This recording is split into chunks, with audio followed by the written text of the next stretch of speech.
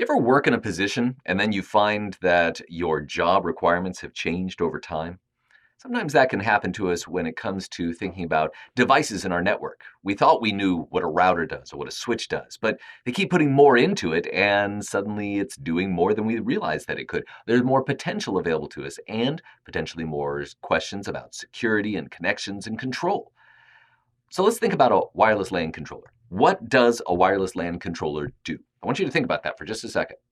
What does a WLC do for you? Well, its function here, we say, all right, access point configuration management, right? So I go to a central location to configure one or more access points, preferably more, right? That's the whole idea is I don't go to the access point to do localized management. I let the wireless LAN controller define it. Not only that, it can be used for access point image management. In other words, onboarding a new access points can be much faster based upon the defined images. And then holistic RF management, looking at things like tuning the particular channels and frequencies that are used in order to get the best use of bandwidth out of my access points in a particular network. And remember that we are offloading some of those key aspects of things like authentication from the access point to the wireless LAN controller as well.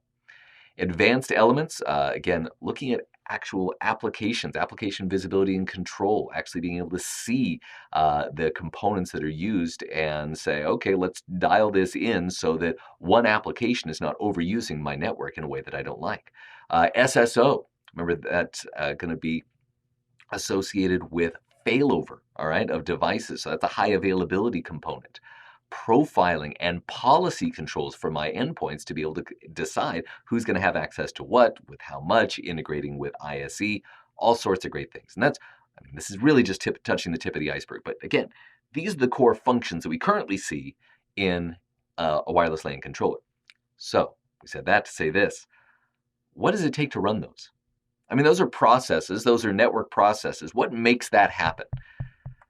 Does a wireless device have a physical connection to that particular wireless LAN controller? Not really. They're not plugged into it directly. If it's wireless, it's not plugged into anything directly, right? Does the access point even need to be plugged in directly to a wireless LAN controller? No, you can track it down on a network. So what we end up seeing then is that a wireless LAN controller is very much a functional specification. It has an engine that does a certain task. And that particular task might be integrated into a router, an ISE, a switch, could be cloud-based, like the Meraki dashboard, could be virtualized. We can have virtual WLCs running in a virtual system host, and we might have more than one running for load balancing. We can have a dedicated appliance, and of course, we're going to have connections to it based upon the individual access points. But definitely think about the idea that a wireless LAN controller is a function now. And so because of that, we have three main flavors in which that function is delivered. All right, focus on this. This is very core.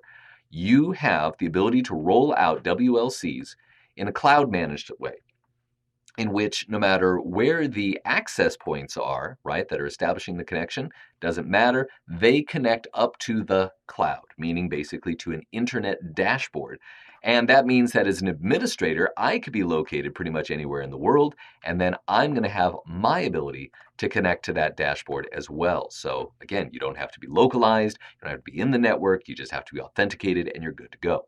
So that's the cloud managed approach. And with Cisco, we're going to see that with Meraki-based devices. Then we have the centralized approach. This is the classic approach to WLCs, where you have a wireless LAN controller in your network, in the intranet, and your access points do not have to be directly plugged into it. They simply need to be switched to that WLC. Sometimes you do have direct connections, power over Ethernet, all sorts of great things, but it doesn't have to work that way.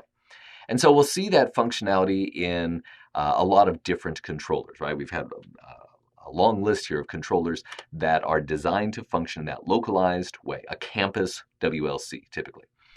And again, notice the virtual WLC that's in there as well. So that device may not actually be a dedicated appliance, but it might be something that has been virtualized. And then we see third, the converged approach, all right? So cloud, centralized, and converged. Those are our three. And so the converged means really we're looking at converging a wired and wireless functionality.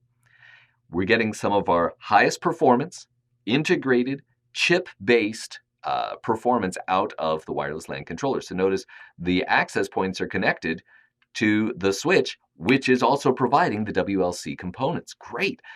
So instead of staggering this out, it's directly available and connected to the wired infrastructure. And so we're able to start switching this content immediately. And so we're going to have some devices that are able to give us that functionality. And again, you're getting extreme performance relative to some of these other elements, but you're also having to pay a higher cost for it. And so there's that question, is it justified for my network? So these are the kind of questions we're going to be asking as we delve into each of these different areas of function-based WLC management.